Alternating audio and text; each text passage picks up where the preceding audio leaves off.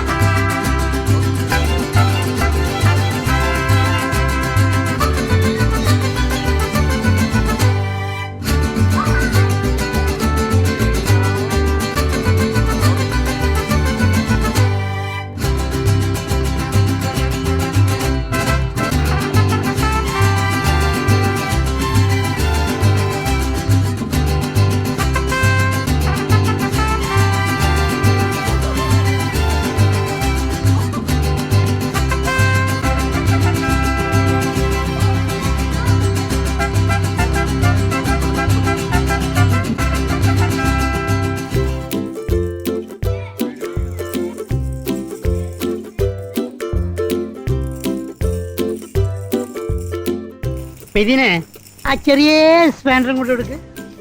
ഇപ്പൊ ശരിയായിട്ട്